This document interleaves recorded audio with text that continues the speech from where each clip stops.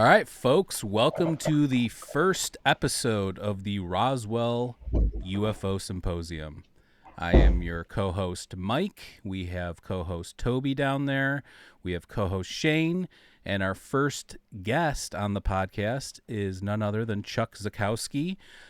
You might know Chuck from Alien Highway, and he was also featured in the book The 37th Parallel by Ben Mesrich. So you can check all those links down below. Also, we were having some technical difficulties with the YouTube live stream, but we'll work on that. We'll get that all sorted out. But we're glad you're joining us here on Twitter. We will be hosting a Twitter space afterwards with a Q&A with Chuck, which we're looking forward to. And yeah, so you can click on all those links. Also, if you want to support this new podcast, all you have to do is click the Linktree link down below.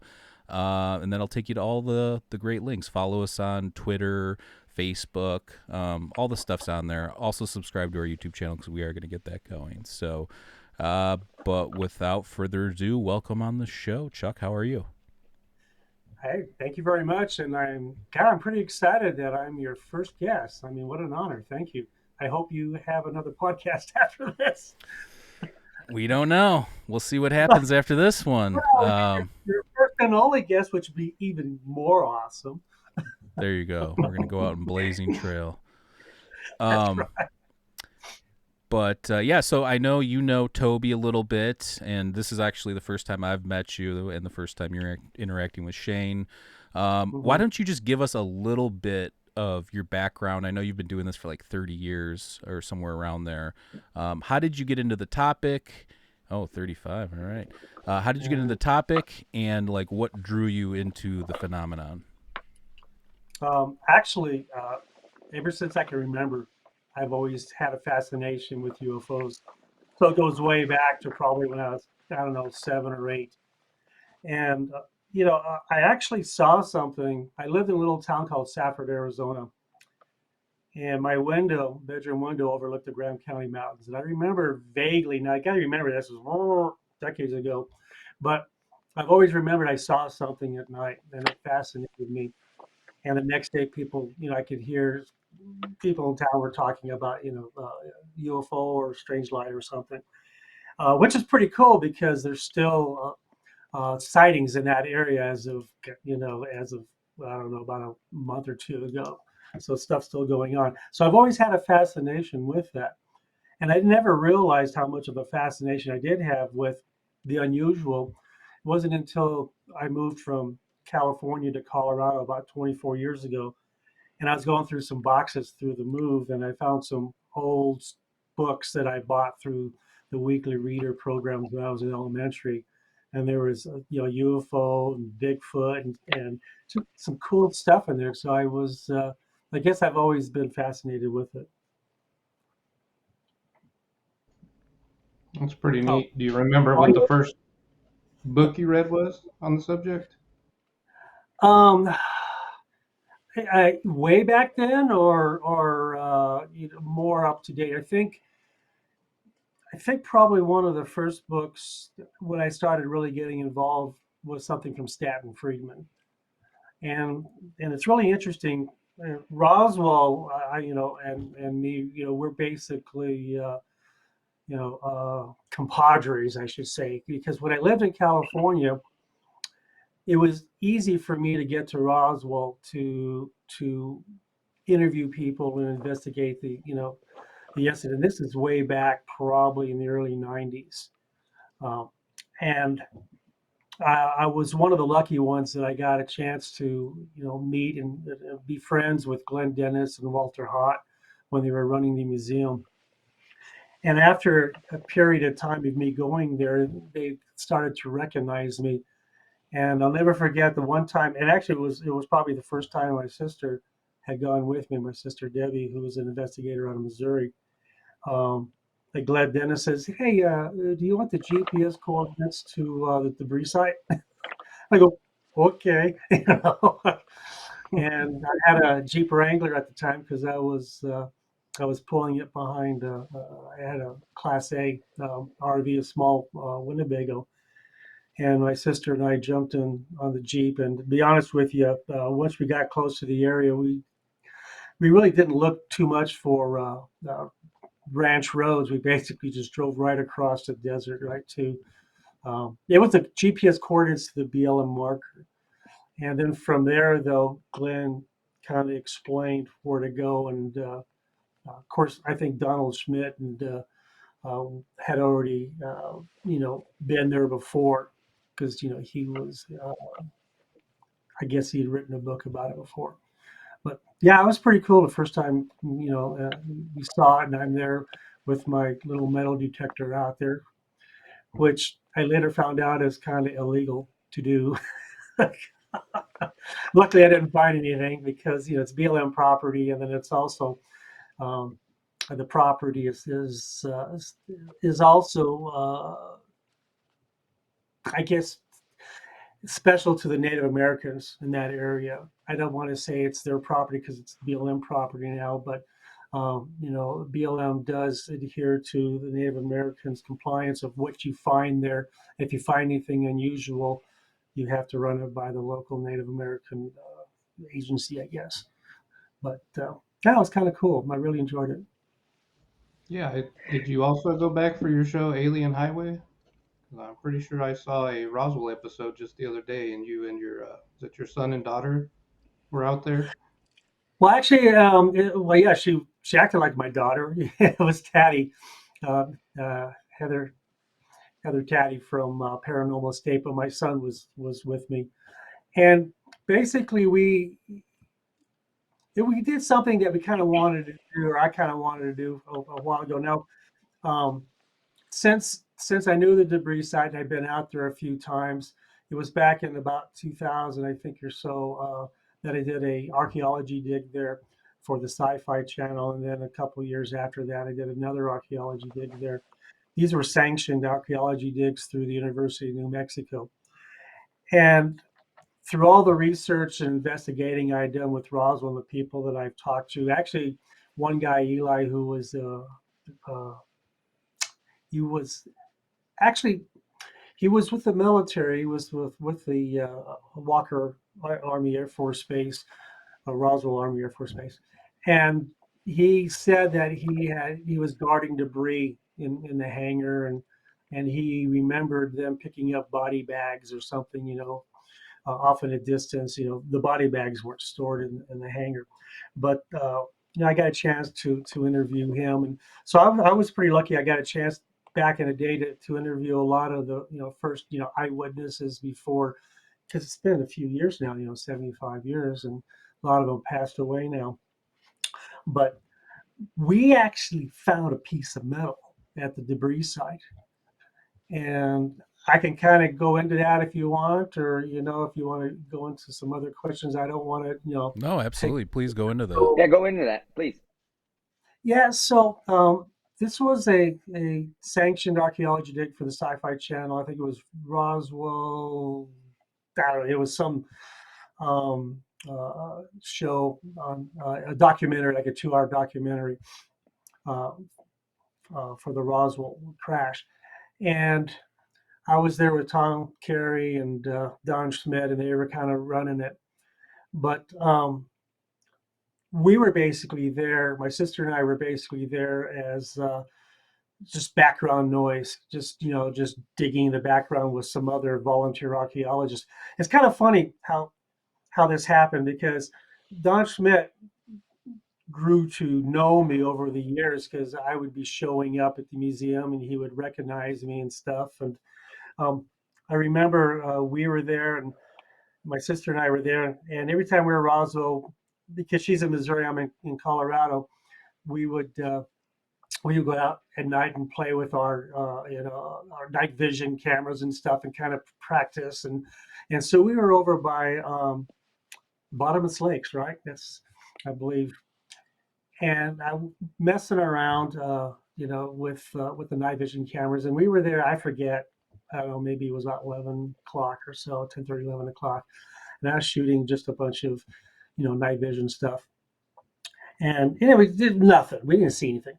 So the next morning, we just happened to be at the museum, and Don Schmidt and Tom Carey, they were talking about this guy had come in and said that there was a craft that flew over, by the bottomless lakes, and it was lifting an animal or whatever the hell it was doing, but it was flying over.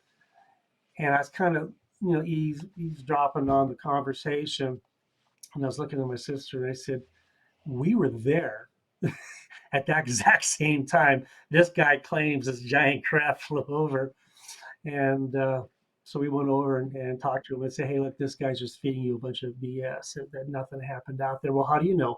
"Because we were there." "You saw the craft?" I go, "There was no craft. We were there. We just happened to be in the area messing around with our equipment." And so anyway, the more we talked, the more he thought about it and then invited us to the dig. So out of all the volunteer archaeologists, we had it was run by Dr. Bill Doman from the University of New Mexico, and there was a couple of other archaeologists that were working with them. And then Tom and Don were basically the lead UFO investigators, and we were just background noise, for the TV show. But Debbie and I were serious to try and find debris. This was our first opportunity to actually do an archaeology dig there, even though we've been to the site a few times. And they weren't digging where I wanted to dig. And it was kind of cool because I don't want to say I was second guessing Don Schmidt, but I was second guessing Don Schmidt because where he had us digging, and we were digging, 1 by 1 meter holes, square holes, like that. And they were going down into the Jurassic period. It was stupid. We only needed to go back a few years to 47, maybe 8 to 10 centimeters down to find debris, but they had us digging deep, and we were cracking our knuckles and bleeding and everything, trying to dig in that hard desert, digging down a good foot and a half.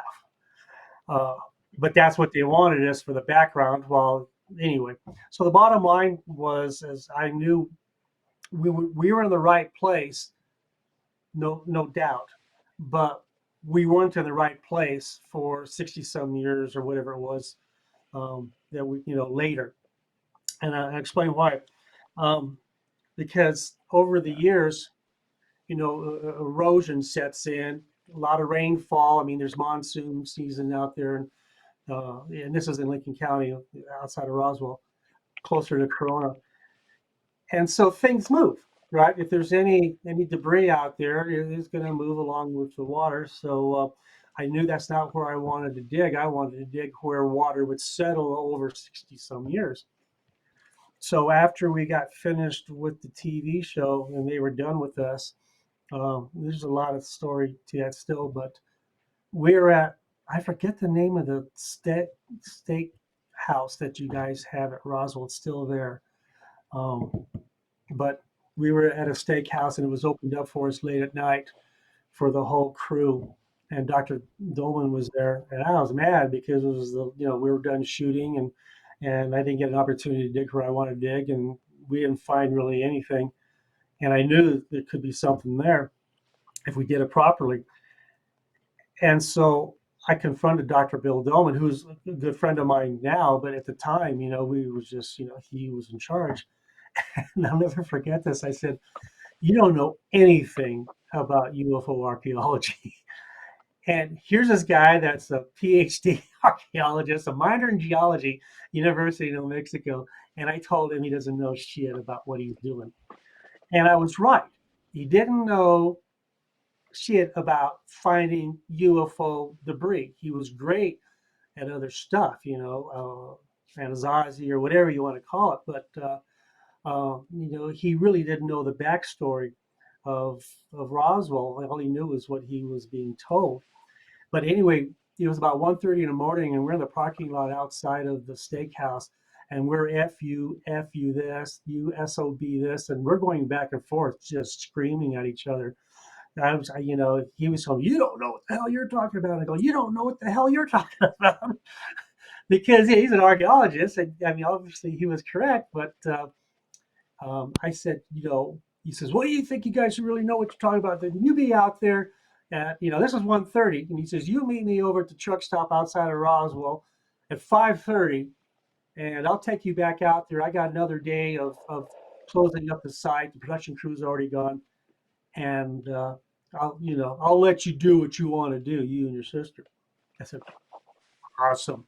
So this was 1:30, so we had 2 o'clock. We didn't really get much sleep, and we met him about 5:30 at the truck stop outside of Roswell, and followed him back to the debris site. And he was surprised to see us because he didn't think we were that serious. He just thought we were just dorks, dicks, whatever you want to call it. Um, so we got to the debris site, and I talked to him. I said, okay, look, what I said last night or early this morning was basically that you don't know much about the history of Roswell and what actually happened.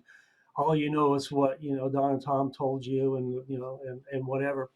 Um, but you, but based on, this is like my Mr. Spock scenario. Mr. Spock, based on your knowledge, where would you think debris would be 60 some years later due to weather, erosion, the whole bit? Give me your best guess. And he goes, well, I never really thought of it that way. Okay, because I was just digging where they want me to dig. And he looked around and he looked at his satellite charts and his BLM photos from years ago. And he says, well, the weather pattern, blah, blah, and the contour, blah, blah. He says, over here, which is not anywhere close to where we were digging. And he says, well, what do you want to do? Well, my wife and I, a couple of years before, did a strip dig at an Anasazi site called the Raven site over in Arizona near New Mexico. And we were finding all kinds of Anasazi 900-year-old artifacts. And we were strip digging. And strip dig is 1 by 5 meter. You only go down in the dirt about so far. You're stripping away and you're sifting and stuff. I said, I want to do strip digs, but I want to do a strip dig right where you think the water has settled due to erosion. He goes, okay, sounds good. And I think it was the first strip dig. We found a little piece of metal about the size of your fingernail. It was triangular. And, I was stripping away really careful at the top layers, and I was giving the dirt to my sister Debbie, and she was sifting the dirt, and she found the piece of metal. And it's so light that when she held it, the wind could have carried it away. But when she was lifting it, looked at it, the corners started folding up, curling up. I wouldn't say it's perfect triangle. It was just kind of triangular looking, but the corners would fold up. And then when she covered back like this, they would flatten again. So it seems the metal was either conducive to heat or solar radiation, I guess, which would be heat anyway, or light. So we bagged it, and we told Sci-Fi Channel, and we told the Roswell Museum, and they wouldn't do anything. They had it analyzed with the other stuff that we found there, which is really nothing.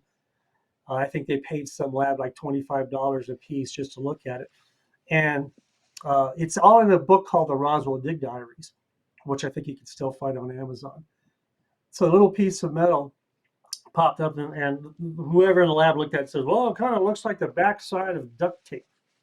Well, I knew it wouldn't be the backside of duct tape because I know how far down in the soil or the dirt out in the middle of the desert I found it. So I tried afterwards to get them to look at that particular artifact more, and they wouldn't do it because they weren't interested. Sci-Fi wasn't interested in it. They got they were content.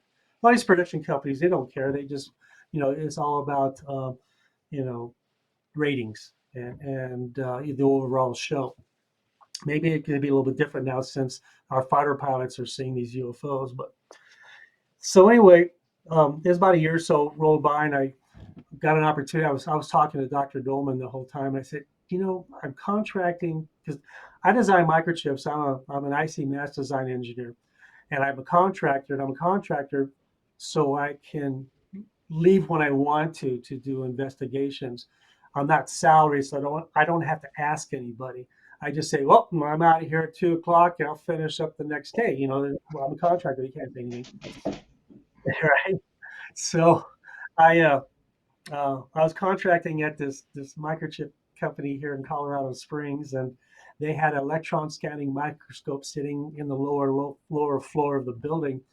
And it just so happened that the operator of this $100,000, instrument that happened to be into UFOs.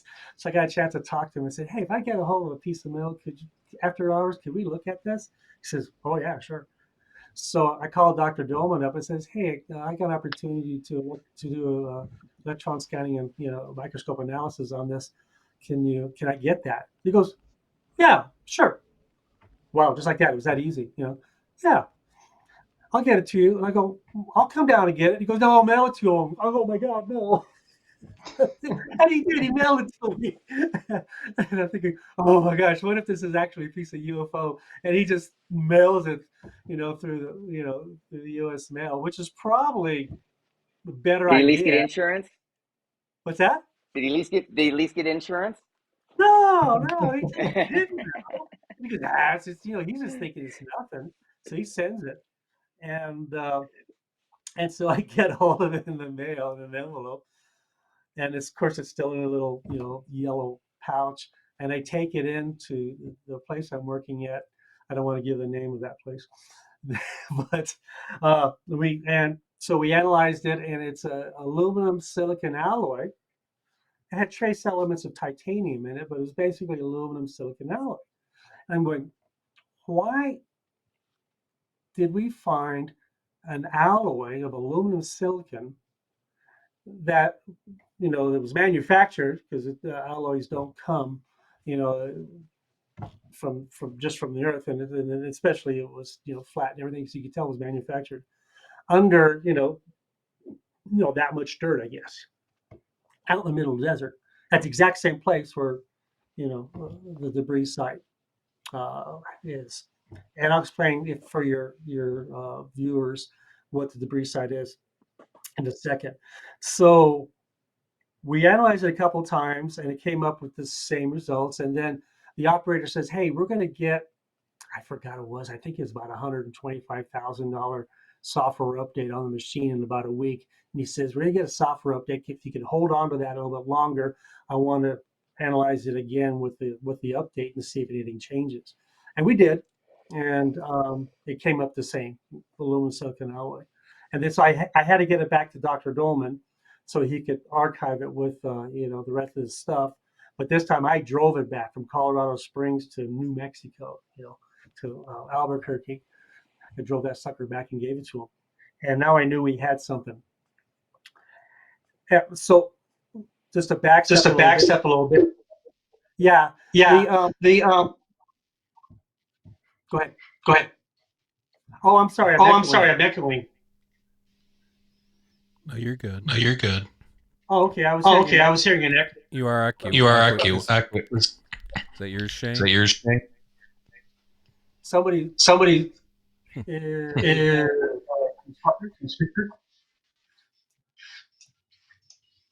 Okay. Anyway, so what I did was, and that worked, and I don't hear the echo now. Thank you. And so what I did is I drove it back to Albuquerque, and then I called my sister and I said, we need to do something with this. This is as far as I can go. So we need to do a press release and ask for help from another lab. And so we used Roswell as the location for the press release. And I think I was in the Roswell Daily Record, and we had news media come in, and we did a press release, and I was asking for help. And lo and behold, Robert Bigelow, Bass, pops up and says, "Oh, I'll analyze that for you." Now you have to understand, this is so cool what actually happened.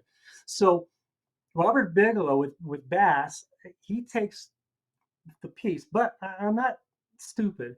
I talked to the University of New Mexico, the department that has the artifact. I said, "Okay, this guy wants to analyze it. I'm not giving him the whole artifact. I don't trust this guy." And I don't trust this guy because I worked with him before for MUFON, and that's a whole other story. Oh, I was going to backtrack about the debris site before I go into that. So for the viewers out there, the debris site, or we call it the skip site, that's when the craft came down and skipped. And as it skipped, it traveled about 17 miles to the impact site. The skip site is where all the debris occurred, and that's what Mac Brazel saw. So that's what we call the skip site. I think I found the impact site too. I have the general location for the impact site. But so we did a So we did release. a press release. Oh, Oh, comes back. comes back. Shane, Training. it's echoing again. It's echoing again. Shane. I think we lost Shane. I think we lost Shane. It's, It's, I don't know. Do you want to keep We're I don't know. You want to bound keep we're on? bound to have a problem. Oh, is it there? Oh, is it there? Yeah. Can you still Yeah. hear the You echo? can still hear the Yeah. echo. Shane, can you mute your Shane, mic? can you mute your mic?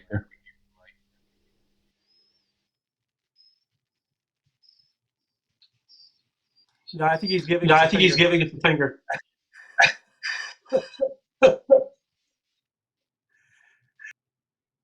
Hello? Hey, There we go. okay. There we go. Okay, I don't hear it now.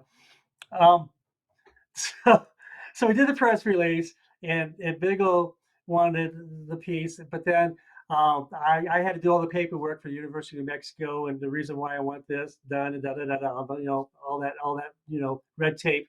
But I said I want you guys to cut a piece off and give the piece to Bigelow and keep the majority of the piece, archived.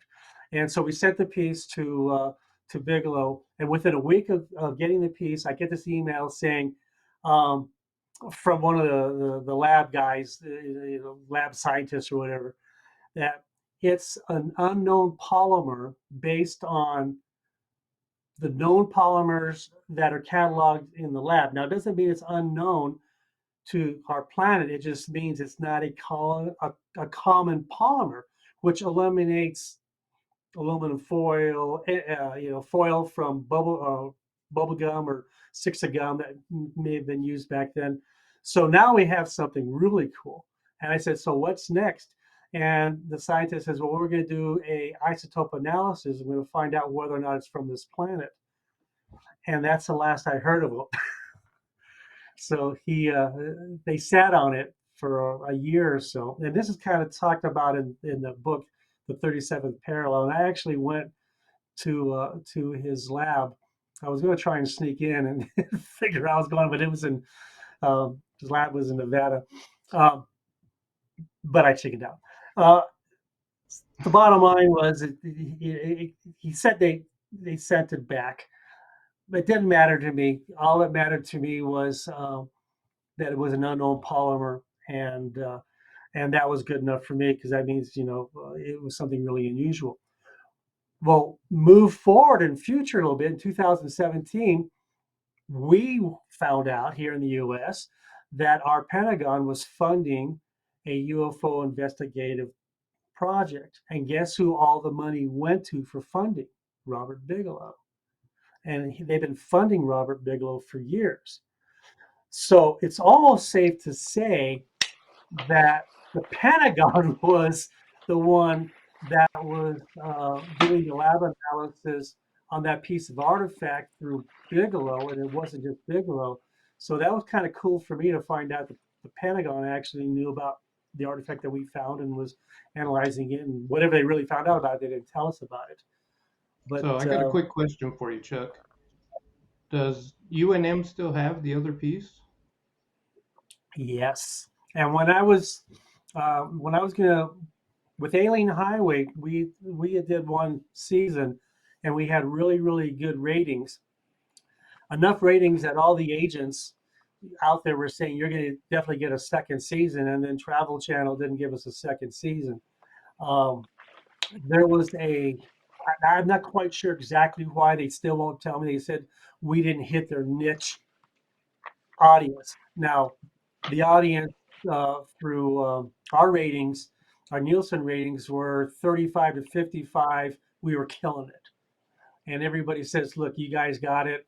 You got easy, got a second season. And these are the guys that make the money the most in the US. Why wouldn't you? But Travel Channel said, well, you didn't hit the niche. And I think what happened was, unless their niche was 15 to 20, or something like that, which are kind of that age group that's easily persuaded. And if you've seen some of Travel Channel's ghost shows, you'll know that works. But there was also a mix up, a change up. There was a reorg going on at Travel Channel, or Discovery, the whole bit. So I think there were some people that were terminated. Our executive producer at Travel Channel was terminated right before our show began to air. So there was nobody in our court to fight for us. Nobody. As a matter of fact, while I'll remember as the show was airing, and I'm saying, well, have you guys assigned a new executive producer? They said no. It wasn't until afterwards where they told me, oh, yeah, we assigned an executive producer, the decision. I go, bullshit. I got the emails telling me you didn't. You're just backtracking. But, that's TV. So, second season was going to reanalyze the other piece. And I did some research and tracked it down again because it had been archived. Just kind of picture, like the Raiders of the Lost Ark, right? We got all that stuff archived in a building. Basically, that's what it is. It's in a warehouse somewhere. I did find it, and I have enough information that I could find it again, only because there's certain key players that you have to talk to that are no longer there that tie you into other key players that are there. So I can find it again if I need to, Yeah, but I it's mean, safe. one thing I find super fascinating about this is you are a field researcher. So, like, for me, I mean, I study this stuff. I'm more of like a metaphysician or a philosopher, so like I'm not really getting my hands dirty or boots on the ground or anything like that. So when you were mentioning like the archaeological dig, and the archaeologist and how he didn't understand what was going on, where did you learn? Is it just your knowledge of like, okay, we're looking for like alloys and things like that, or like where did that knowledge that like you're talking about that you were hoping that he had or whatever, where did that come from for you? Or is it just like practical experience and just going out in the field a bunch of times, or like how did you develop that? Well, that's a really good question, because I mean, really, there's really no degree you can get into UFO investigations, and I'm more of a field investigator. I'm like a UFO detective, and I was actually a volunteer deputy for 8 years. And when I was a volunteer deputy for 8 years, I learned more about communication and doing investigations and stuff. And I also learned that there's just thousands and thousands of books that you can read about how to be a good detective, how to be a good cop, but there's not hardly anything out there that tells you how to be a good UFO investigator. So what you got to do is you have to research, number one, what are you looking for? What's the background on it? And then you better start reading about uh, metallurgy and other things too that could sort of retain or sustain heat. Now, as it is, aluminum silicon is really good at sustaining heat without breaking down. Matter of fact, I have a 2022 Ram 2500 with a 6.4 Hemi. Anyway, uh, and that uh, anyway, I was referencing tool time, but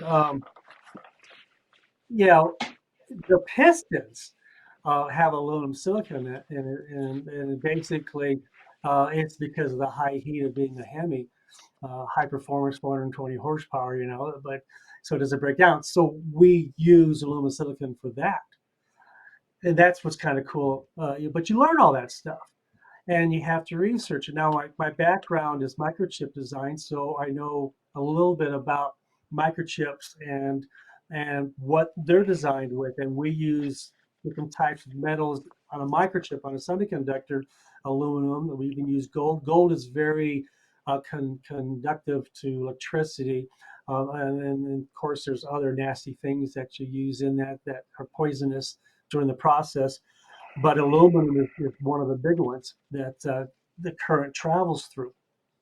So you kind of learn all that. So you would expect, okay, uh, what am I looking for? I'm looking for some type of a metal. First, it's going to be maybe it's an alloy. If it's an alloy, is it from this planet? How do we know? Well, isotope analysis will tell us that.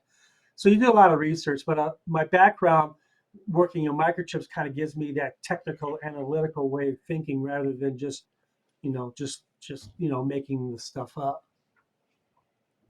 Yeah, And I find that interesting. Go ahead, Shane.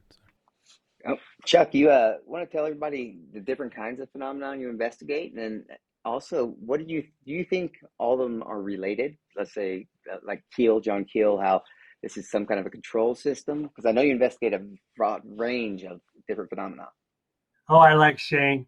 'Cause, I started off doing Roswell stuff, and then as I got more involved in Roswell, because I was doing, like crash retrieval type of investigations, I started seeing some commonalities and similarities and other things. And so I started to branch out. I already had the equipment. I've got thousands of dollars worth of equipment just sitting right behind me. Don't tell my wife. I'll have to buy her another wedding set. But the thing is, I started to see commonalities with other investigations, and it's really interesting that with, like, let's say Bigfoot. I got involved in Bigfoot investigations out here because I live in Colorado, and I got involved because there were UFO sightings around Bigfoot sightings, and some saying, okay, so what's going on there? What's the common denominator between Bigfoot and UFOs or aliens? And then I had to get involved in ghost investigations because I was kind of like investigating abductions, but not really, because abductions is really kind of hard to investigate. I don't do them now because there's too much liability involved, doing alien abduction investigations. But it turns out that some of the abductions were really hauntings. Some of the hauntings were UFO. Something happened where they either have a UFO sighting and they just assumed it was a ghost or something. So I started to see commonalities between the two, and it's kind of weird. I came to a conclusion that you can tie things together with electromagnetic fields. And I've even expanded that within the last couple of years, EMF. So back in the day, um, when you go back way, way back to J. Allen Hynek, and before that, the investigators back there would use, and I got one in the background. I probably can't see it. Uh, this guy sits over here somewhere back there behind me. But anyway, it's a civil defense kind of a Geiger counter, and you would just use a World War II type of or a Boy Scout type of a compass and an old camera and stuff, and that would be it. And the compass is your EMF or your EM, and you would take your compass and anywhere there was some type of an event where someone's seen a craft or touched down, the electromagnetic field is still embedded in the ground or in the vegetation, and you want to get there before it dissipates. And it will dissipate over a period of time. It realigns, the magnetic field will realign to our poles. So if you walk up there with a compass and holding a compass, you'll see the little needle spin if there's a high EM field. That's what they were kind of doing back then, and also checking for radiation. So the EM field has been like a common denominator between UFOs, and of course EM fields are used in ghost investigations, and now we're picking up some EM fields in areas where there's been Bigfoot sightings, and so I've kind of expanded on that, and I can probably tell you a little bit about that later if you like. Well, Awesome. Thank you. I think you can pick up me and Shane. We'll go hunting Bigfoot and ghosts with you. I'm definitely down for that. You'd have to twist my arm because I am not a Bigfoot guy. One of these ghosts just spilled Do coffee. you think, Chuck, do you think that all these phenomena are related? One and the same, or do you think they're all different? Well, no, I think they're different. I do think they're different. There's a lot of people out there who say, well, Bigfoot are pets of aliens. I don't believe that at all. And it's because being out here in Colorado, especially New Mexico too, you start talking to the Native Americans, and the Native Americans have stories go way, way, way, way, way, way back within their culture of Sasquatch. When I did an episode outside of Skinwalker Ranch for Alien Highway, I got a chance to interview a Ute Native American elder. Now, unfortunately, he didn't make it on the TV show, but he told me some really, really interesting stuff about their culture, the Ute Indians. Not only do they have a name for Bigfoot in Ute, they have a name for UFO in Ute. They have a name for a gray alien in Ute that goes back generations. So I think it's they're separate, but I think how you can investigate it or how you can locate the hotspots is with EMF and looking for higher levels of EMF could get you a spot, a spiritual spot, could get you a spot where, and I'll tell you why about Bigfoot, but we'll definitely find you, some UFO evidence too, or maybe where UFOs are seen the most, or where they may gather in certain areas, or maybe there's a base there or something, and you can find it there. And there's a reason for that because it's a field that is generated. If you want me to go on, I can kind of explain real quick. Go ahead. So my theory has always been, why are UFOs near water sources? And ever since I've been doing this, a lot of my sightings are near water sources, even cattle mutilation sightings or events, cattle mutilation uh, actual events. People have seen balls of light near where the cattle were mutilated, and the balls of light are usually near a water source. It could be a stream, it could be a river, or it could be just, water in particular that may be a trough or something large, trough or pool for or ponds, for the animals. And they're not deep at all. They may only be 2-3 inches, so they're not coming out of that thing. But it seems like they like water. And of course, within the past few years, we have the Tic Tacs, the fighter pilots are seeing this stuff, the people on the destroyers and the aircraft carriers are seeing this stuff. Christopher Columbus actually, in his diary, mentions a ball of light coming out of the ocean when they were sailing over, to North America. So it's been going on for a while. So there might be a correlation between hydrogen, and I say hydrogen, not oxygen, because there's hardly any hydrogen basically in our atmosphere. It's very, very low. It's mostly nitrogen and oxygen. But you can make hydrogen, obviously, from water because it's oxygen, right? H2O.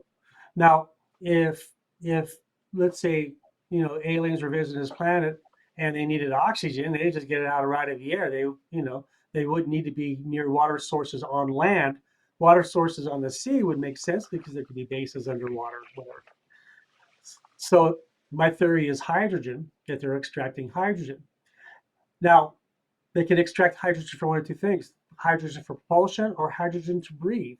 Now, a couple of years ago, scientists came out and said, astrophysicists or whatever came out and said, hey, look, when we're looking for life on other planets, what they do is they put filters over the telescope, and they can tell by using filters what type of gases are coming off of these exoplanets, right?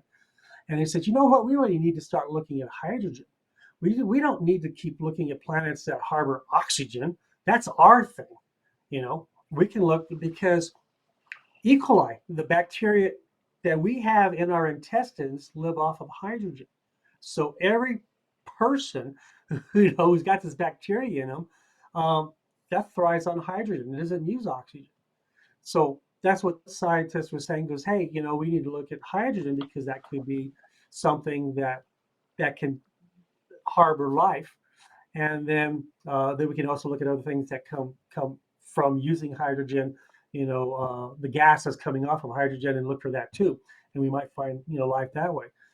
So now if you have a species out here that is using hydrogen for propulsion, but it may also be using hydrogen to breathe, or may need to consume it somehow, it's got to capture that hydrogen. So it's really easy to capture the hydrogen from water. But check this out. Hydrocarbons are embedded within our natural resources, our crude oil and our natural gases. So here's something cool that if you, and this is where EMF comes in, if you extract hydrogen from our natural resources, our oils or our natural gases, you'll have to use something mechanical to extract it. That mechanical extraction will create an EM field most of the time, unless it's something that's way beyond our technology. So you look for places where there might be high EM fields that might be an area where there's crude oil deposits or there's underwater aquifers, water, you might find something going on there. Now, people go, well, that's kind of a stretch. Well, not really, because the Skinwalker Ranch in Utah sits right on an oil reserve. The Yeah, I mean, Bradford Ranch. part of me thinks that I would believe that if it was something local or near local, if it was something that's been traversing the universe, why, I would think at this point they would have found a way to extract it from the sun, which is the biggest hydrogen producer, using photocatalysts and all that kind of stuff. Well, you're right. You're absolutely right. 'Cause within the past few years, actually within the last year, they realized that there's more hydrogen in space than they thought.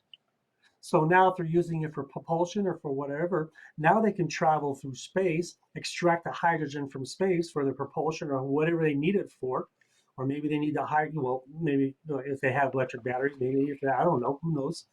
But, they can extract it right from space. So now they're using the energy of space itself, for their propulsion, and they're visiting other planets. What makes a really good planet to visit? One that's got a shitload of hydrogen. And did you know? Now here's something that's going to blow your mind.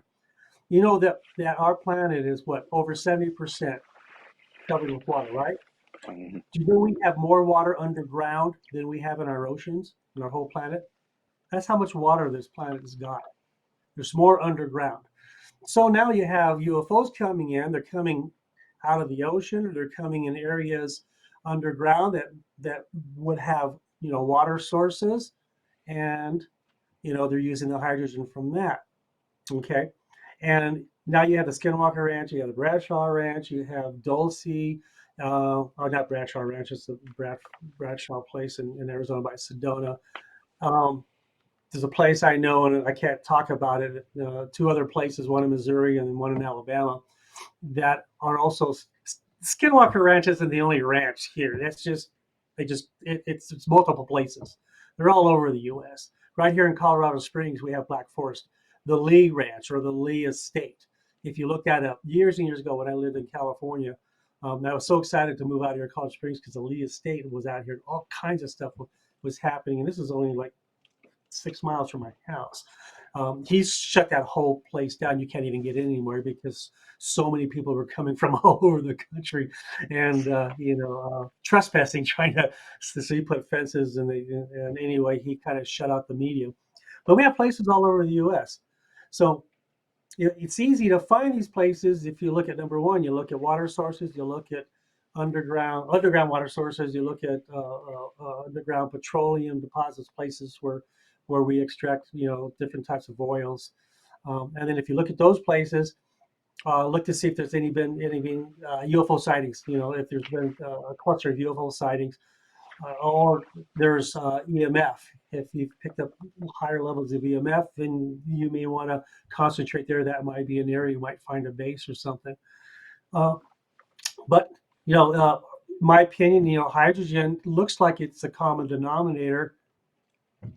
For now this is just I can't say it's a fact. It's just it's a hypothesis. I don't even think it's good enough for a theory, but it's a hypothesis. But it's There's a place something to look. there. There's something. Yeah. I mean, I grew up on the Great Lakes. There's something there. Not as much as, let's say, like San Diego or off the coast of California, but the Great Lakes. I had many friends and family that have had weird things happen on Lake Huron and Lake Michigan. So yeah, I mean, there's definitely something to it. I kind of wanted to pivot a little bit and ask you a question. Somebody brought this up in one of our chats told me to ask you, and actually I want to ask it for myself too, because it's something I ask people that know a decent amount about, like, the Roswell crash and Area 51 and all that kind of stuff, which is, I'm sure you're familiar with Annie Jacobson, and recently she's written a book about how the crash was Russian, and that the bodies were somehow manipulated or cosmetically altered or something along those lines. What do you think about that hypothesis? And then also, I've heard a different variation of that, which it was the Japanese, because they were better at biology. When we were trying to figure out the atomic bomb via the Manhattan Project, they were actually really ahead with biology and all that kind of stuff. So they think that maybe they had something to do with that. Do you have any thoughts on that, or have you heard any of that?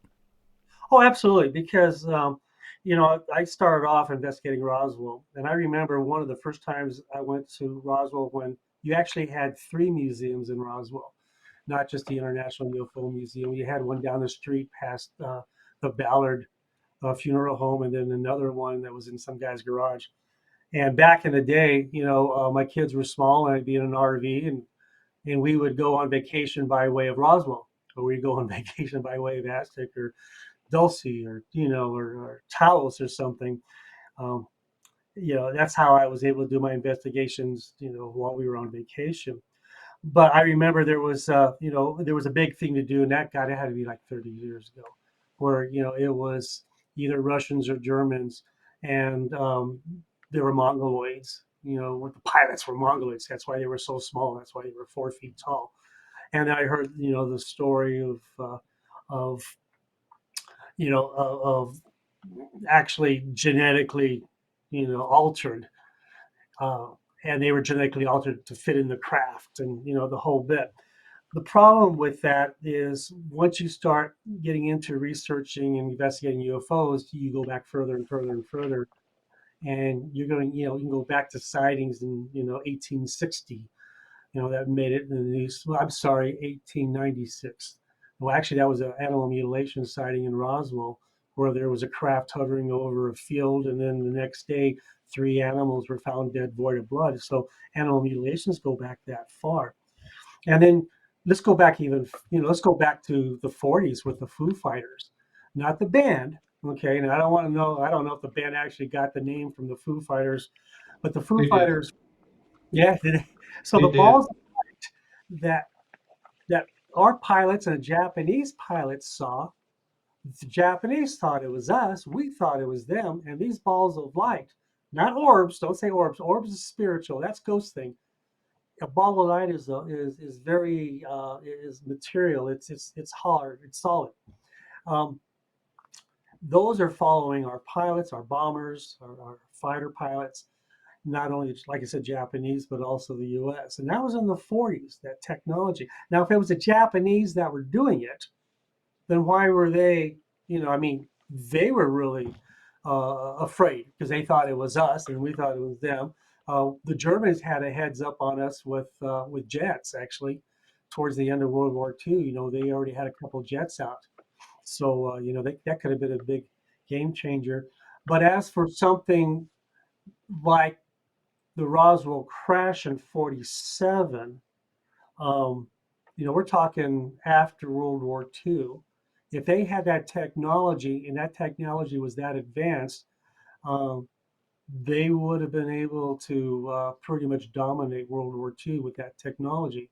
But that didn't happen, did it? Yeah, I mean, I agree with that. The Russians didn't even detonate their first atomic bomb until '49, so they were, even though they had Yeah. spies and spies that got caught and all that with the Manhattan Project, they were still way behind the curve with all that stuff. So I Yeah. agree. So, I I agree mean, with you. I was just curious what you thought on that because, I mean, I think Annie Jacobson was on Joe Rogan saying that she was told that by a high-ranking official that has his name on two buildings, or I forget. Some people tried to figure out who it was. I don't know if anybody ever did, but somebody that would Shane. passed away on their somebody passed away on their deathbed told her, and she added it into her book. I forget. I think it's on Area 51. that's all, you know,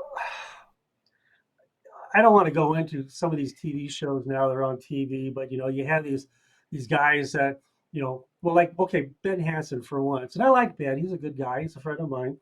Former CIA. You really can't listen to anything that comes out of Ben's mouth when it comes to what he saw or what he learned in the CIA, if it has anything to do with ufology or anybody that's CIA, former CIA, because you signed non-disclosures. So anything coming out of a person's mouth, unless they can prove it, like Alejandro did, right, or whatever, to the skies. They're the ones that actually released the first Tic Tac video. Remember? So that guy was with what DOD, I believe, Yeah, and he Luis was able. Elizondo. Yeah, yeah. So he actually was able to get video out. But for all these other people that say, well, but I seen this, I seen that, they have nothing to back it up. So it's just a good story. That's all it is. And you have to just kind of push it aside because some of these guys that are former CIA that are out here doing investigations, we don't know if they're feeding us disinformation on purpose or they're truly have left the CIA and they're trying to figure it out for themselves what's going on. But they've all signed non-disclosures. They can go to jail. They'll go to end up in a Fed prison. We have one right over here in Canyon City, in Colorado, where people end up, for violating, committing crimes. So it's all hearsay. So the best you can do is say, well, let's look at Lieutenant Philip Colonel Corso. Okay, so he was with the Army. He's the one that came out with the book the day after Roswell. He came out with a bunch of information stating that the Roswell debris ended up with him. And I think General Trudeau at the time. Yeah, I apologize. I'm pulling this way out of like 10 years, 15 years ago, because I haven't talked about it for a while. But he says our fiber optics, our microchips, and night vision all came from the Roswell crash. And if you read The Day After Roswell, it's a really, really good book. But what's so cool about this is when he released it, being a lieutenant colonel, he was never once um, uh, anything negative. Nothing negative about him was said by the Army.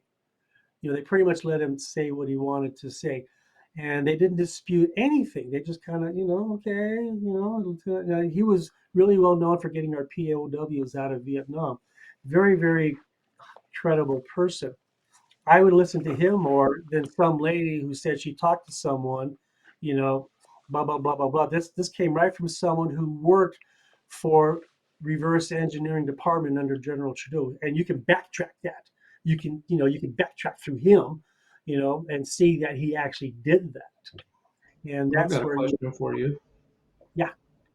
What do you think? Because I've had a lot of people tell me that they think William Burns actually sensationalized some of the story. Of What's your Philip opinion Colonel. on that? Yes, the day after Roswell. Um, Yeah, I kind of I heard about that a little bit, but kind of dismissed it because, and I'll tell you why.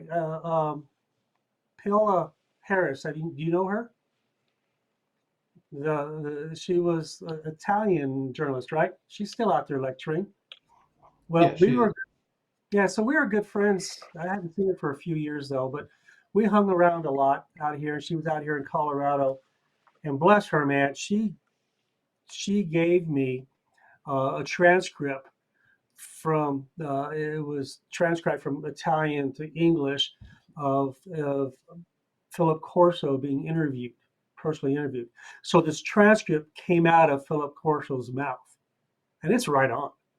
So it's if anybody's saying that information was altered in any way, it would have had to come from Philip Corso himself and not from someone else who is trying to speak for him or saying he said this or he said that. The information I'm getting came right out of his mouth from a transcript that I got from Paula Harris years and years and years ago. And then when you read the book, the day after Roswell, it kind of matches up.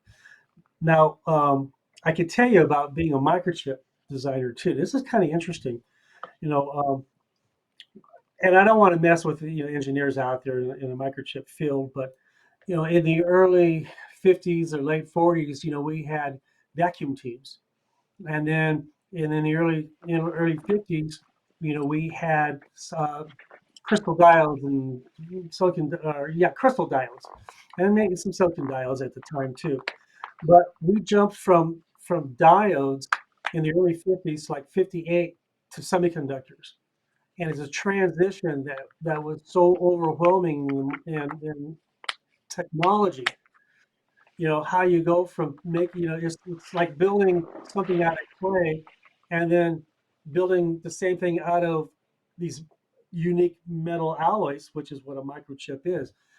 So there had to be a lot of research done within a very short period of time to go from crystal diodes to microchip design in the late 50s. It was almost as if there was a push. There's information.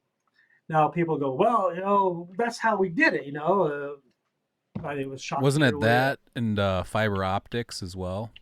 Fiber optics as well. And but now this is what's cool about, I've been doing this so long that I remember back before Al Gore invented the internet, that um, that there was Bell Labs workbook out there. You can't find that now on the internet anywhere. And I don't know if I still have information I've tacked away or packed away somewhere in some of my boxes, but there was a Bell Labs book that came from Bell Labs. And it was a lab book that had information on how they were going to patent an idea. Generally, you don't patent ideas. You have to, you know, actually have some type of something to patent, and not just an idea, but they got away with it. And I'll never forget that. One of those things that I wish I had more information on that. But if you talk to the guys that have been doing this for a long time, they know about the Bell Labs book, and they know about how Bell Labs was toying with this idea of a microchip. Now, Philip Corso, what he said kind of made sense. So what he said was, okay, so he got this, he got all this material from Roswell, and he's in the foreign technology department or whatever, where they reverse engineer, other countries, technology. And he goes, okay, we got this, and what do I do with it? I want to keep it here in the U.S. I want us to profit from it. So what are we going to do? Well, let's figure out our contracts with private companies and colleges and see what they're doing. We'll try to figure out first what this stuff may be or what it might do, and then we're going to transfer it over. So they filtered it out in the U.S. within Bell App, you know. So places like that got this technology. Now that's based on Philip Corso, and it kind of makes sense that if you're going to do that, that's how you would filter it out. So our country would benefit from that first.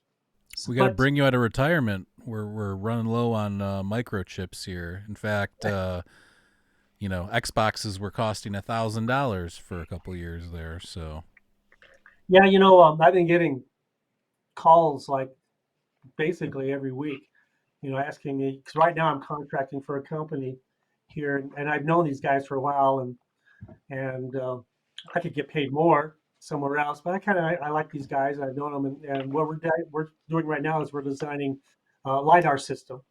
The Tesla cars for autonomous driving or for whatever, they use actual optics, but a lidar system is more like a laser, okay, like a high frequency laser. And the difference, and this is why the Teslas are running into things, is because cameras can't see through clouds. Camera may not be able to see through glare. So what Tesla does is what the camera sees a second before or 2 seconds before this anomaly pops up. Advanced software determines what it could be, right, and makes the best guess. And sometimes it makes the wrong guess. Now, a lidar system will see right through a cloud. We'll see through fog. We'll see through rain and stuff. And you can have your lenses could be dirty or foggy in a lidar system. Matter of fact, a lidar system won't go through a wall, but it'll go through your windows. So we yeah, have a that's satellite. how they're discovering all those lost cities in the Amazon Yep. Yeah. with lidar right now. I mean, we're talking huge Mayan civilization sites that have been lost and eaten by the Amazon over all those years. So Yeah, I saw that. What's your That's way cool. What's your favorite investigation and your favorite phenomenon to go over? Um, okay, we'll jump from lidar systems to something. I try to use the company's lidar system for Alien Highway because they have a prototype there, and it was really, really cool. But it turns out that the prototype was like 400,000. They wouldn't give it to me. So, but my best investigations, a lot of my investigations, uh, I always learn something new from every investigation, and I kind of like pat myself on the back for that because I'm very creative. I have to look outside the box, and I've learned over the years to look at outside anomalies and try to find something that you know. Now with a detective, it's really easy. There's a crime, but he's got realms of books that he learned and what to look. But a UFO, you can't do that. So you have to. One thing I did learn about from being a cop was um, if there's an event, there's evidence. Number one, every crime has got an evidence, and just call it a crime. There's always evidence there. You cannot have crime without leaving evidence. So it's up to the detective to try and find that evidence. Well, with the UFO person, it's up to the UFO person, the UFO investigator, to try and find the evidence of whatever happened here. So you have to be very, very creative. A couple different ones. One investigation. Well, I'll never forget the first time I actually saw a Bigfoot footprint. Because I was 50-50 on Bigfoot. Matter of fact, I have a casting from the Patterson case, the famous Patterson case where the Bigfoot's going, Maybe you can I convince me because I'm 199. So had, so that I Shane is have one Bigfoot. here. Well, hang on a second. Let me show you real quick. Oh, sorry, not Shane. Chase is Bigfoot. Well, I just dropped my Xbox. Okay. So here we go. So this casting was done by Patterson, the famous Bigfoot video that everybody always sees. But this casting is a direct casting from the footprint he saw the year before. So he found this and then went back a year later and then shot the famous footage.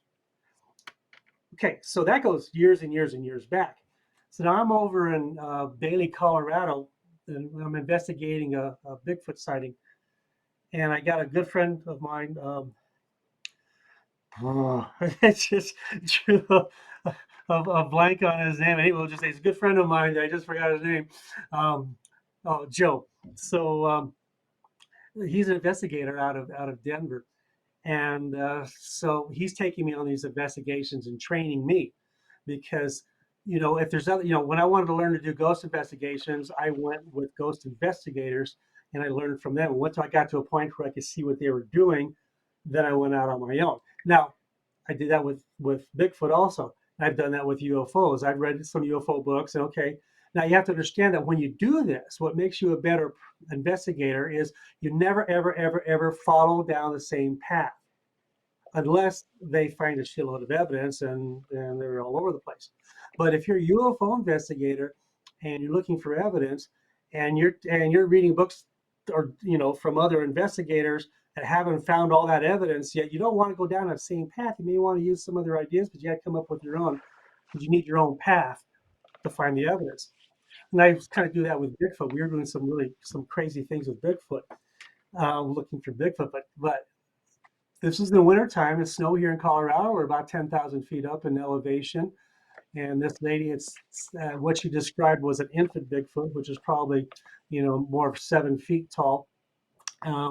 And she had some evidence of things going on, and for whatever reason, Bigfoot was untying the dog and letting the dog loose. And anyway, it was kind of hard, but we were there anyway, talking to her, and then we found out there were other Bigfoot sightings there were other sightings from other people in the area. So we knew it just wasn't this lady. She either saw it or she didn't, but other people had seen it. So Joe Fex is his last name. So we went walking up, and now we're in like the Pipe National Forest, and we're walking up the side of the forest, and it's all snow. And we get to this, not to a peak, but just to kind of a level part, and there it was. It was a footprint like this in the snow. It was left, right, left, right, left, right. There was a 4-foot gate between each footprint. And we were the only humans out there. There was no other human tracks anywhere out there. But what's cool though is in the area were rabbit tracks, and I think there was mountain lion. There wasn't any bear because they were hibernating already. So we could even, I know some people say some of the Bigfoot tracks are rabbits. We could clearly see that wasn't the case with this. You saw the 5 toes, you saw the whole bit, and we even measured it too. I think it was like 18 inches or so, or 19 inches with the track. And that was like, oh my God. And we watched this and we followed the tracks going down the slope, and then they dissipated, and the snow kind of leveled out, and then mostly it's just And it was a like lot of clear factory. it was like clear bipedal. It wasn't like a snowshoe or, Oh no, it definitely. And it was the other thing too was um, the depth too. The depth of it would be the depth of something maybe 400 pounds. And only because I've seen bear tracks before, and some of the black bears here are around 300, 350 pounds. And you look at, and I've seen the tracks, and then I've also gone hunting. I've never killed anything, but I've gone elk hunting, and elk, you're looking at, what, 800 to 1,000 pounds. So you can see the depth of the track. And so I was using that experience to look at the depth of the track of this thing. I mean, this sucker is not only big, but he's heavy too, or she, right? And so that was my first aha moment when I saw that. And then when you follow the tracks, if you ever, want to do any type of Bigfoot investigations, first off, if you're out in the woods, you don't go in, you don't walk on the human trails. You find animal trails and you walk on the animal trails. And generally, if you walk on the animal trails, you might see some really interesting things, but you have to look about 10 feet up in the air, and you'll see the same type of markers that we would mark, trail markers. You'll see broken branches that are twisted around and just some really, really cool stuff. And this particular time, we were coming down off the slope, and there was two. God, these things must have been 20 feet tall aspen logs, because we were up high where the pines were. Then we came down to where the aspens, as we were declining, and so these two aspen logs were crossed like an X, and they were perfectly placed in branches of the tree. They're and so the fact that it wasn't a perfect X, it was just kind of a and if you go past that about a mile or so, you run into the civilization. Was that a sign? Could that just be, just something Mother Nature just happened to have? You don't know, but there's signs out there. That was the first time, and then after that, there was a couple of times where now I know the tracks. Another Bailey investigation. This time, the animal, or sorry, Bigfoot mammal, you know, bipedal thing, giant pithecus, whatever you want to call it, was running, and the footprints were in pine needles, but you could clearly see the imprint. It wasn't as clear as in the snow, but you could see the imprint. It was 9 feet, 9 feet from left, right, 9 feet, because it was in a jog. Two women actually saw that. And so I went out and investigated. The next day, I brought out a search and rescue tracker from that area. The guy who looks for humans lost in the woods, in the Pike National Forest, and he had his own stories, but yeah, he goes, yeah, the tracks and this and that, and he found a place where the thing sat down, and it was just so cool. So that was like my first moment investigation in Bigfoot. That yeah, I could say that I've seen enough evidence that tells me there's something out there. And since then, we've had a lot of Bigfoot sightings out here in Colorado, because that was a few years ago. Um, UFO wise, I was uh, this one was actually the first chapter of the 37th parallel. If I think for the viewers out there, if you go to Simon and Schuster, look up Ben Mesrick, the 37th parallel. I think the first chapter is still free to read. You can buy the book now for like $3, $4 on Amazon. But basically, I was on a radio show of some psychic that was off the grid over by Uray, Colorado, which is near Durango. And she lives like 11,000 feet on a mesa, and she's totally off the grid with her husband or boyfriend. No, I think it was a boyfriend.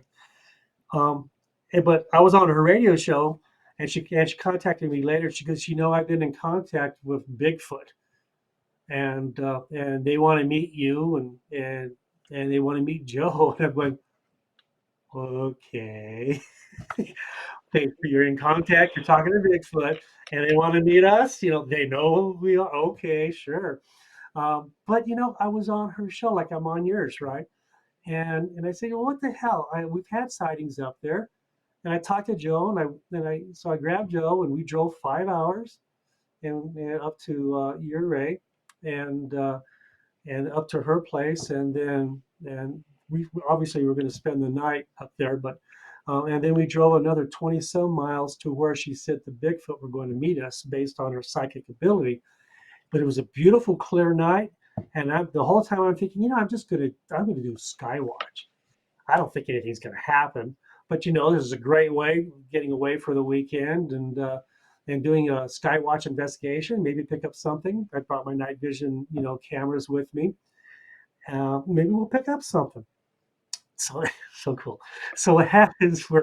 I'm in the like there's a meadow or opening, and we're above the aspen trees. So now it's just all pine trees, and aspens, they stop at a certain elevation, and when you go beyond that, you're like 11,000 feet or so.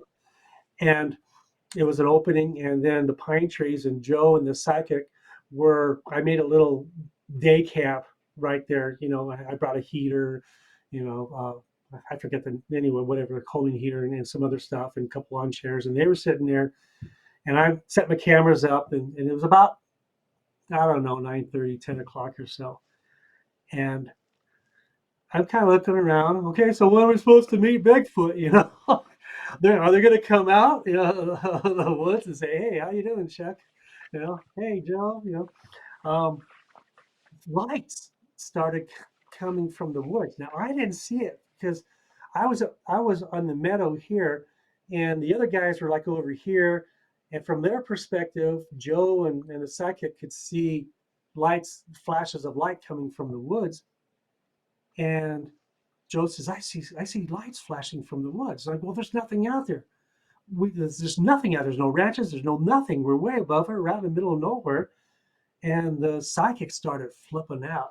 She's going, "Oh my God, we're going to die. We're going to die." And she was like really flipping out. And I'm like, "Okay, what's going on here?" Because I don't see anything over here. So I grabbed my night vision binoculars, and I'm looking, and I see little flashes of light coming from the woods. I'm like, "What the fuck is going on here?" This was supposed to be a Bigfoot investigation, and it's turning into something else. So by that time, and I've told this story a few times on these podcasts, but this lady is just losing it, just effing losing it. So I put her in my truck, and locked the door. I kept the keys because I didn't want to drive off. But she was like, "We're all going to die. We're dying. We're going to die. We're not going to see you tomorrow." On and on and on. Locked her in there. And I said, "Joe, let's break camp and hang here for a second." So we broke camp. I was loading it, and the lights were flashing. And so I grabbed, well, like I have one over there, but it's a Sony Handycam back in the day, and it had really really good night vision capabilities, and I have like 6 or 7 of them. So I'm looking at my Sony Handycam, and I turn it on to look at the lights, and the battery dies. Now I had 3 batteries for my cameras because I had pre-charged. Now if you do UFO investigations, EMF, here you go again. High electromagnetic fields will drain batteries. It happened when one of the Roswell digs that we did. I was out there with a film crew, and we were spending the night near the right there in front of the Heinz house. And the next morning, woke up, the production crew's vehicles, the batteries were dead in the car. In my truck, the battery was dead. Our phones had reset. Some of the batteries just drained. All the production crew's batteries for the cameras drained. And this is another time when Dr. Bill Dolan came. This was not that particular one I told you. This was another Sci-Fi Channel show. And then I had jumper cables. We had to jump all the vehicles, get them started, and they had to recharge the batteries before we could shoot. So this happens a lot. So my battery drains. Shit, I'll put a new battery in. I put it on video, nothing. Battery drains again. I'm like, okay, what do I do? I have one battery left. I put it on. If I turn on the camera and put on video, it's going to die. What do I do? Well, my Sony has a night shot snapshot where instead of turning it on to video, which may take more current, and now I'm the engineer thinking, a simple snapshot, like you can just take a picture, may use less current. And it did, it worked. So I got one picture of of what was going on, and there's a flash of light and a beam of light coming down. And by that time, I'm going, okay, well, let's start packing up. So we're packing up because we're out in the middle of nowhere. And Joe and I are standing just where I was standing, just, okay, you know what? If the lights had stopped, and go, well, in case there's Bigfoot out here, we're just going to leave some goodies for him, and we're going to get the hell out of here. So we're going to hang some goodies up for him on a rope, about 10 feet up or so, and leave something, because you leave goodies for Bigfoot on investigations. And all of a sudden, we heard this scream, like, oh, something screaming, like maybe it was an elk or something, just screaming. Oh! It's really hard because I don't want to yell, but it was really loud. And this loud scream was getting closer and closer to us, and you could hear. I'm pretty sure it was an elk, because I could hear like the antlers hitting branches. It's going towards us from the woods, coming right forward, just screaming, ah, ah. And I'm kind of like, what's gonna come out? Big giant elk, maybe it's a herd elk, I don't know. And all of a sudden, it went, ah, and right in the middle of the scream, dead. It was just, it got just a like it choked dead. And I swear to God, this is exactly what happened. I will actually submit myself to That's what part of that. happens. Sasquatch is how they die. They just disappear. That's why nobody can find them. Well, I think it wasn't a Sasquatch. I think it wasn't. I think it was like an elk. Oh, And I okay. think what happened was is it got mutilated. And I learned that a little bit later on, because I actually investigated other, because I'm like the second or third, in the United States, of a mutilation expert. I just happens, because I lived in Colorado, I became an expert in animal mutilations. So I think what happened, something killed it. Now, either a Bigfoot could have killed it, or I'm guessing it wasn't. I think it was UFO related because of the lights that we saw. At that point, I looked at Joe, and Joe, who was a Bigfoot investigator, with his glasses, his eyes were bigger than the glasses. He's like, oh. That we just hightailed it out. We said, let's get the hell out of here now. You know, time to go. And that's it. We Yeah. left. Now I left. Do I you had a think? GoPro all the time, just in case, but evidence in Sorry case we about didn't that, make it. Chet. Do you think the phenomena, UAP phenomena, is ultra terrestrial, extraterrestrial, interdimensional? What do you think about that? About what? Is it Bigfoot coming being that from way? no, the UFOs? So you were discussing that, right? I'm curious what you Uh, think about. Do you think they're coming from other solar systems? They've always been here.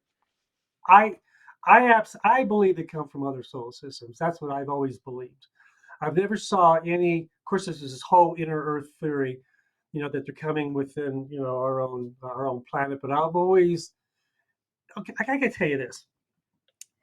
I can't tell you why, but when I was in elementary school, um, after school, my mom the bus would pick us up or pick me up, and I would go to the church for what they call catechism.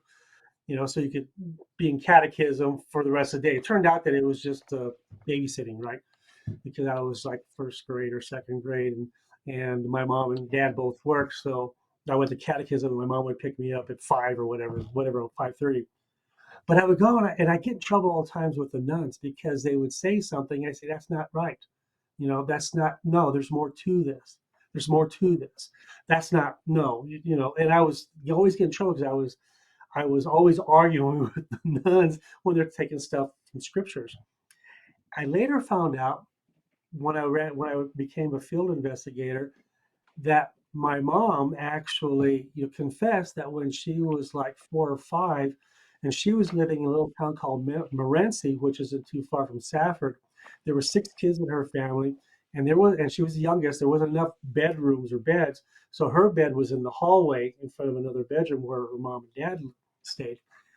And she remembers a couple times a night she'd wake up, and she said, I saw little humans walking around. And that's my mom telling me this. Just, that she saw little humans walking around. And of course, my mom, would she lie to me? She's always talked about having dreams of floating, floating in a house, and floating through a wall, or floating through the window. She's always talked about her dreams, but this is the first time she ever told us about the humans. Well, when I started talking to cousins about that, my one cousin said, "Oh shit, you got to talk to your auntie," which is my mom's sister. So my aunt, when she was older and she had, my three cousins were very small in the back of her car. My uncle Roy was driving. They were driving from, um, I guess it was San Pedro, California, to Thatcher, Arizona. And back in the day, that it was 15 wasn't there; it was all 40, and the car's only, the high speed of the car was what, about 55 or so. So in the middle of the night, when you're driving out in the middle of the desert, if the driver's getting tired, you would pull off the side of the road, but you would pull off the side of the road on an old ranch road, and you pull in down the ranch road about a mile or so, and then you turn the lights off, you'd black out. You would do that for safety. That's what they did back then before there was rest stops. And that way, because no one would see you, so you don't have to worry about it, anybody burglarizing you or anything. So now they're all blacked out, and they're all sleeping. Just like out of a horror movie. Right? My auntie says she opens her eyes and looks, and there's a face right there in the window staring at her. It was a gray. Staring. That's what she described. There was another one right behind her, or behind that one, and then she could see like two more. And she just stared at him, and she was in shock. She couldn't scream, right? She didn't know what to do, and she's just watching this thing, watching her. Right? This is in the middle of the desert, you know, in California on the way to Arizona. And I said, "What did you remember next?" And she's, "The next thing I remember is I woke up and my Uncle Roy was driving and we were back on the highway." So she had that missing time thing or whatever. But, so now I have my mom who saw little humans, and now I have my aunt that saw 'em. So now I'm wondering, is it in the family?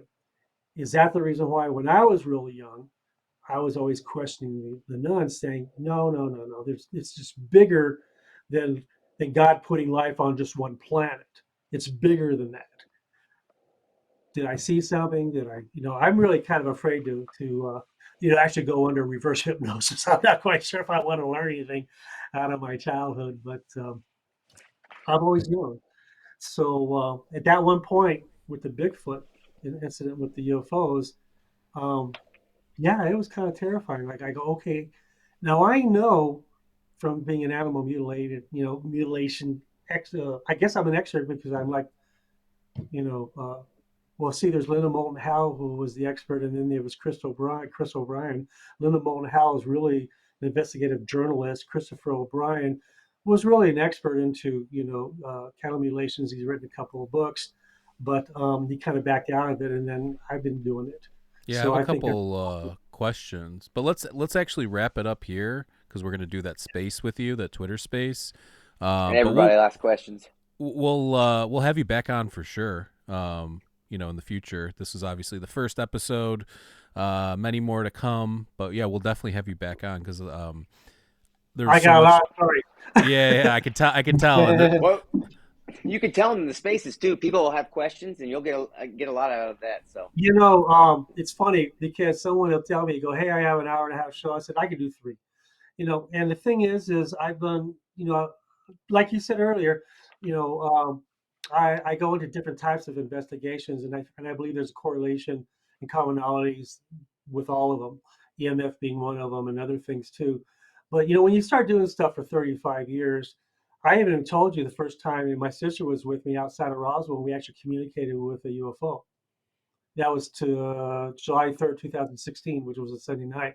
Never forget that. Just communicating with us. And today, even though it happened in 2016 and it's 2022 now, uh, I still question what happened to us. And that's the other cool story I was going to tell Shane. We run out of time, maybe come back on that. But No, that was one. this was awesome, and I'll tell you why. Because I'm more interested in the consciousness aspects of it and the philosophical, underpinnings and what it means in the nature of reality and things like that.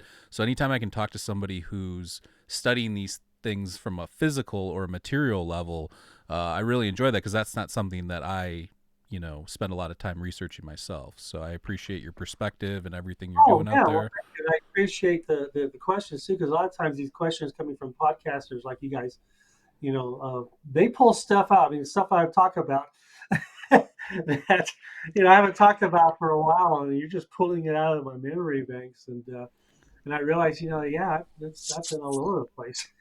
No, but we're And gonna I know, sorry to interrupt, but I no, you're know good. actually where he's talking about that because you and Debbie told me that story, and that's actually the same highway I had my experience on. So Yeah, there you go. I And just think that's where that's the kind of Roswell Rock. crazy.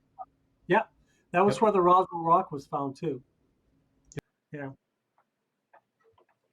Awesome. Well, yeah. So let's wrap it up here. I just want to give a special thank you to Chuck for being our first guest on our first episode. Thank you Thank so you, much, Chuck. Chuck.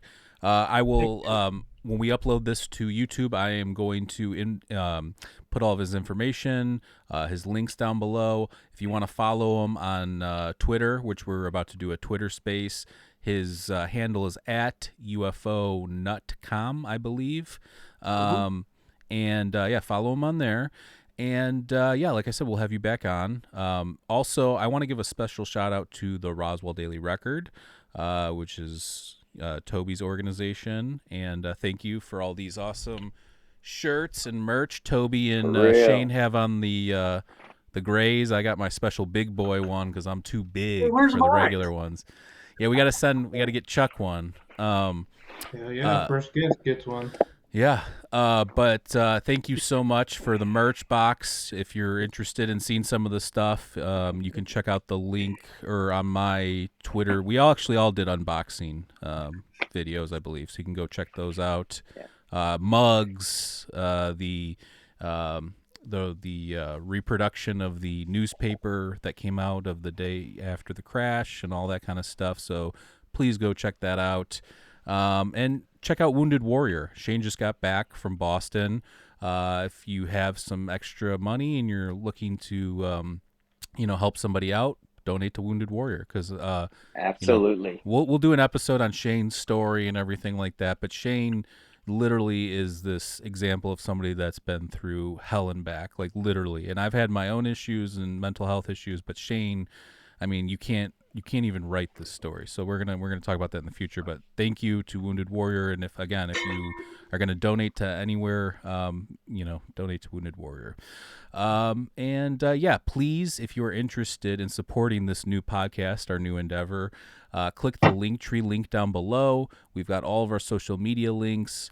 As well as our YouTube channel, which we'd appreciate if you subscribe to. We are going to be doing live streams on there going forward, as well as on Twitter. But look, this is going to be a wild ride. We've got a bunch of guests coming up. I'm really interested in this because, again, Mind Escape, my podcast, I've been doing it for the last 5 years. I've talked to a lot of amazing people, from UFOs to psychedelics to philosophy to ancient civilizations. I've gone all over the place, pretty much all my interests. But now I get to talk to people that are specifically focused on UFO and paranormal stuff, which is something I haven't interviewed a ton of people like Chuck, which I'm definitely I'm here for it. So yeah. And let me add, I'd like to add too, as an experiencer, I'm Yeah. here just to answer some questions. So this is kind of neat getting to ask these people all the questions I want to know, right?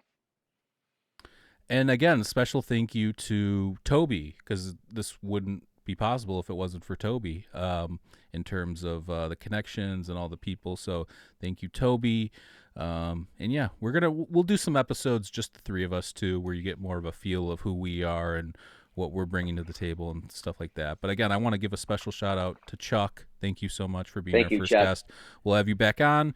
And if you're interested, come talk with us. We're about to do this Twitter space, and if you're watching this and it's after the fact, you can still go back and listen to the recording of the Twitter space, which is nice. So if you're interested and you want to hear more of Chuck and us banter, please go find that on Shane's Twitter profile, which is at Old Vet Symposium. Follow Toby. It's at RDR Incident, and mine is at Mike Escape. So go follow those. Check those out. And again, thank you so much for everybody. We love everybody. We will catch you next time. Good night. I feel like